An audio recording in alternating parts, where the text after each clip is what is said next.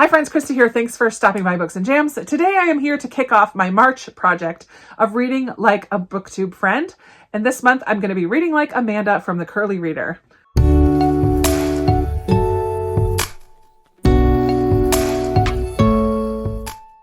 How perfect is it that I picked Amanda? I didn't pick it. The wheel picked it for March. I'm so thrilled that when I spun it, her name came up. I couldn't believe it.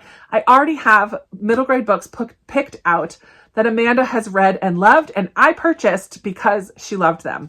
And here they are. So the first one I have is Everything Else in the Universe. This is by Tracy Holzer. I've read another book by her, but Amanda has absolutely sung this book's praises. It takes place during the Vietnam War, which is not a very common time period I found to read that many historical fiction about. But we do follow Lucy, who is really sad because her dad had been drafted to be a doctor in the war.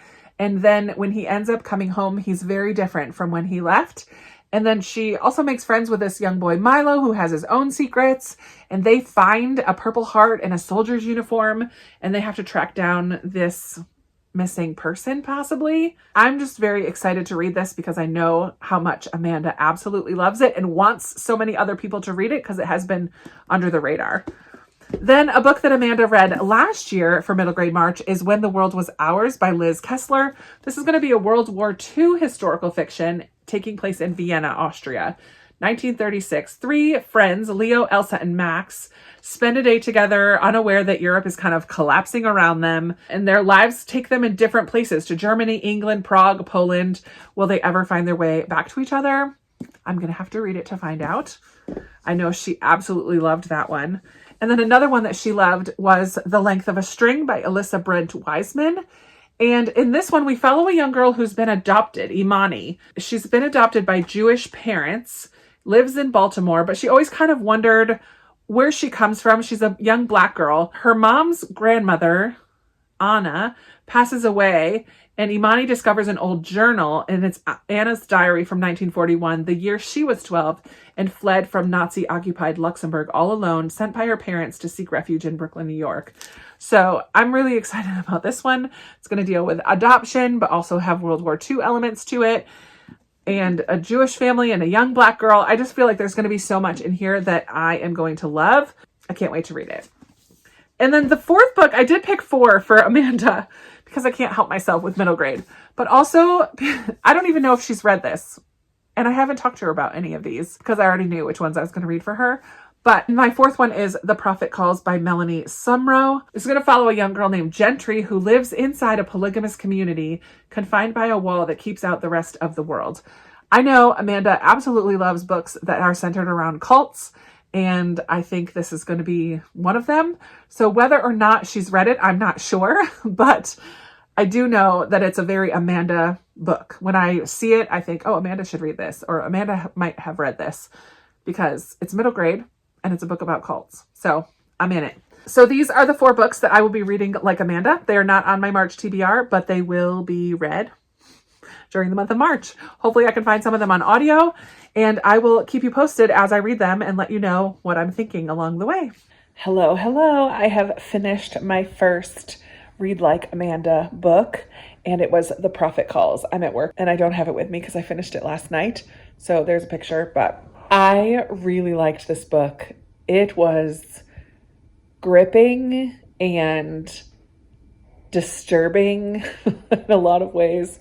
We follow a polygamist cult, the FLDS, really. And since I know a little bit about it, I could see like when Warren Jeffs was put in jail, but he was like the prophet of the cult and still communicating and giving his revelations on the phone to the people of the cult. That was all in this book. But we mainly follow a young girl named Gentry, and her mom is the middle wife of 3 wives in this family.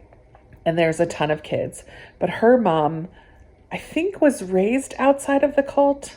I don't know. Somehow her mom loves music, and so allowed her children, some of them, who showed an aptitude to learn music. So Gentry and her one older brother, Tanner, learn how to play the violin. That kind of kicks off a stream of events where the dad, the father of this polygamist family, is accused of really not having control over his family. He gets in a lot of trouble, and a lot of the kids get in trouble, and it just got harder and harder as the book went on. So many difficult things, like a 15-year-old sister being married off to a gross old man. And one of the sisters, Amy, who was a precious, positive cinnamon roll of a character, she has Down syndrome and is very often bullied by other people in the community. But I loved her relationship with Gentry, our main character, and even with Tanner. Amy was just such a sweet character. I loved her so much. I really liked Gentry too, in the way that she unfortunately not unfortunately, but she spoke up quite a bit, which ended up getting herself and others in trouble. She just, for some reason, wasn't comfortable with the way of things in her community, and it became more and more difficult to bear. There were some seriously difficult themes in this one, difficult scenes. I would say it's kind of one of those crossover books. I would not hand this to a young middle grade reader, an older middle grade reader for sure, and a young teen for sure. I mean, the idea of a 13 and 15-year-old being told they have to marry a gross old man, and just some of the other difficulties of the cult and the ways that it was run were just a little bit difficult. But it was a captivating story. I flew through it in a very short amount of time, and I really liked it. So I think I'm going to give it 4 stars. I don't know that it's not a new all-time favorite for me, so I think it's just 4.5 stars, not 5. But it was very good. And then I just started today at work the audiobook of When the World Was Ours by Liz Kessler. I'm very excited to read this. I know Amanda absolutely loves it. And Katie, one of our other Middle Grade March hosts, just read it as well. And she got on a message with us and was crying. She had just finished it and she loved it so much. And that is like catnip for me. I absolutely need to get my hands on this book. So I've started it a little bit, and we're following 3 friends in Germany right at the beginning of the war, I think, or as Hitler's coming to power. I'm not really sure the exact timing of it, but at this point they're 8 years old, and one of them is Jew. 2 of them, I believe, are Jewish, and one is not. And so the one who's not, his dad is starting to express some anti-Semitic thoughts and opinions, and I have a feeling it's going to hurt their friendship quite a bit. I don't know where it's going to go from here, but these 3 friends are so sweet, and they're very much, we're going to do everything together forever. So we'll see where it goes from here, but I have a feeling I'm going to love this one. Hello. Ha! I am back. I have finished the second Read Like Amanda book, When the World Was Ours, by Liz Kessler. And I did not like this as much as Amanda did. There was definitely parts that I really did like about it. And as of right now, it's my second favorite behind The Prophet Calls. I liked that one better than this one. So this one is a World War II historical fiction. We follow 3 kids through the whole war. So there's Elsa and Max and Leo. And these 3, we meet them when they're about 9 years old. I think it's Leo's 9th birthday. They're young, living in Austria, Vienna. And they get to go on this Ferris wheel. And the world is just kind of like their oyster. Like, they're innocent, they're young, they're best friends. They talk about going to be best friends for the rest of their lives. And then as the story unfolds, you learn that Leo and Elsa are Jewish and Max is German. Max's father becomes is hardcore into the Nazi party. Max, as he grows up, gets into the junior Hitler Youth, and we follow Leo and Elsa as their families try to get out of Dodge. So Elsa's family leaves first and goes to Czechoslovakia. Leo stays in Vienna. So we just kind of follow these kids all the way through the war. And we follow what happens to them. I found the writing to be very simplistic, very short, almost choppy sentences. I was listening to it on audio, and there are 3 narrators, which I really appreciate, going between all 3 perspectives, because we do follow all 3 perspectives. One of the issues I had with this was the character of Max. I found Max to be kind of like innocent at the beginning, which is fine. But then I never saw him grow up. Even though we're going years and years into the war and everything, he stayed at the mental capacity of an 8 or 9 year old in my mind. Like, he never started to feel like an older kid to me. Never. He always felt very naive and clueless and wasn't processing things the way I would understand a kid to process things.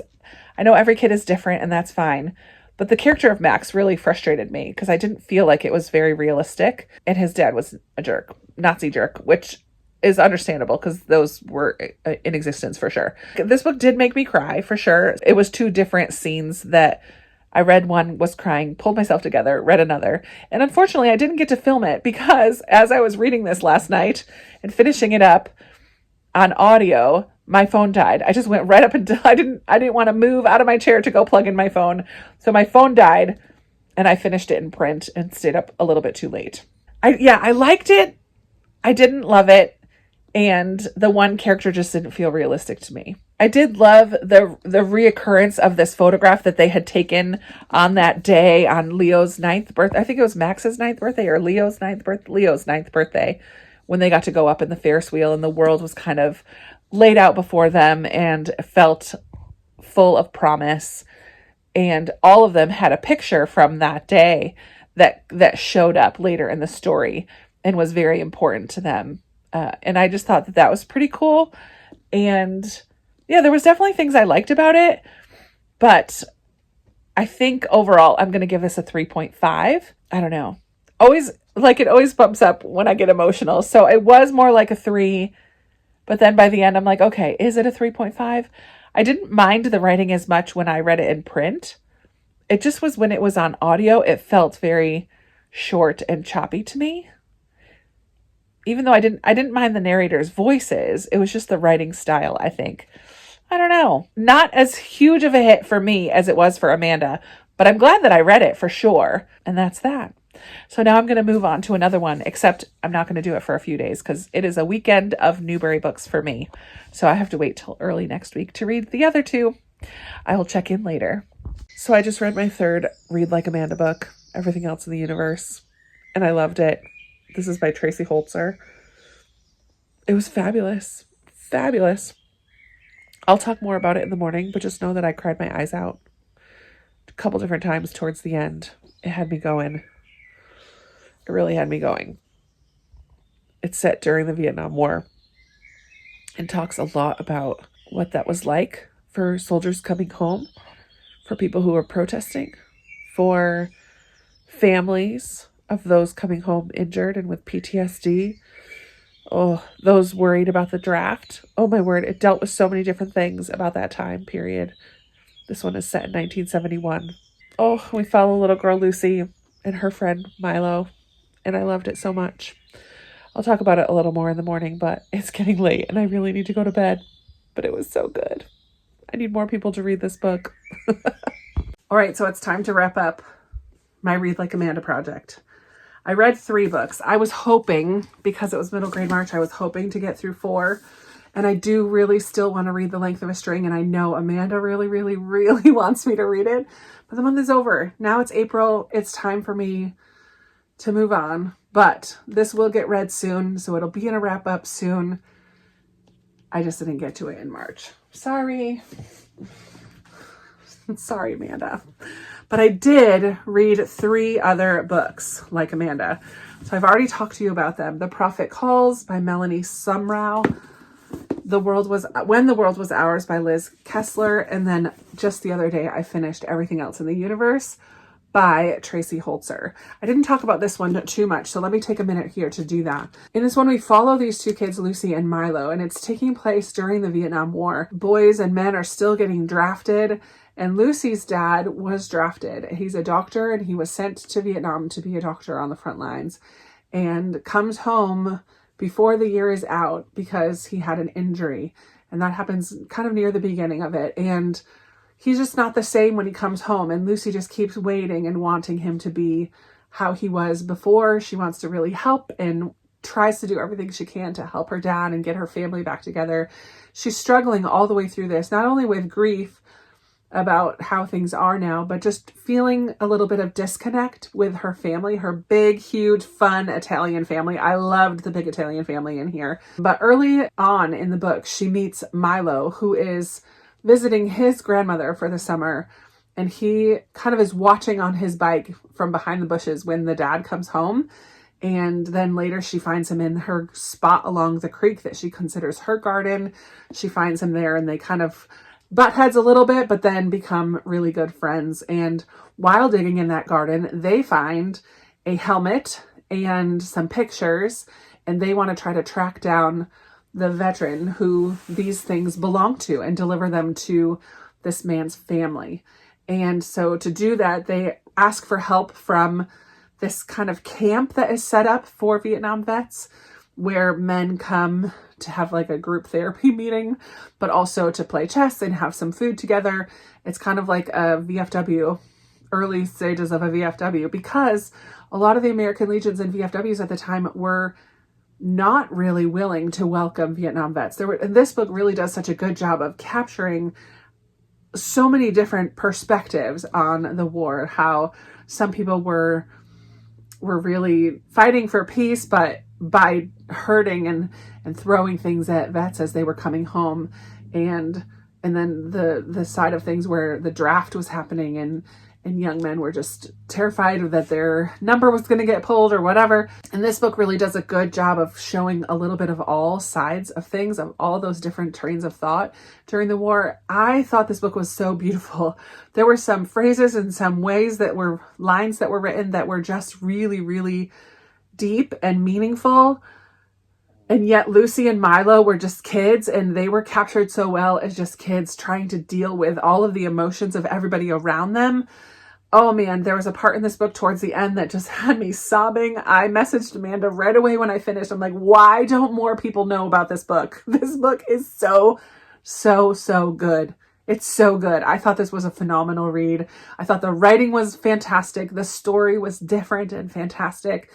And I just absolutely loved it. I absolutely loved it. And if you can't tell, this was my favorite of the three that I read like Amanda. And I absolutely think if this is not on your radar, put it on your radar. Everything else in the universe, it's a little hidden gem of middle grade. It's fantastic. It's fantastic. So I would say this one is my favorite. The Prophet Calls would be my next favorite. I really enjoyed this one as well. And then unfortunately, When the World Was Ours by Liz Kessler is going to be my third favorite. I was a little disappointed by this, and I think I talked about this before, just especially the one character who I didn't feel was developed enough and didn't grow up while the rest of the world around him was changing. He stayed the same as he was at the beginning, and that wasn't intentional, I don't think, or maybe it was. It just didn't sit well with me. So I was just really a little bit bummed by my reaction to this, and so it's my third in this list. But I did not doubt that I was going to read some fabulous books like Amanda, because we already have quite a bit of overlap in our reading. So having a little bit of historical fiction and a cult book, and then the Vietnam War. Amanda's the one that introduced me to Until Tomorrow, Mr. Marsworth, which is another Vietnam War setting or time period. Yeah, I did not doubt that I was going to read some fantastic books like Amanda. And so I have high hopes when I get to The Length of a String. I have high hopes that I will love that as well. But this has been such a fun project. I really am so thrilled that I picked Amanda during Middle Grade March. First of all, that's fabulous. But I would love to hear your thoughts down in the comments below. Let's chat down there. Have you read any of these 3 books? Are you adding everything else in the universe to your TBR? Because I think you should. Do you also have any overlap in reading taste with Amanda? She doesn't only read middle grade, but that's just where I was at for March, obviously.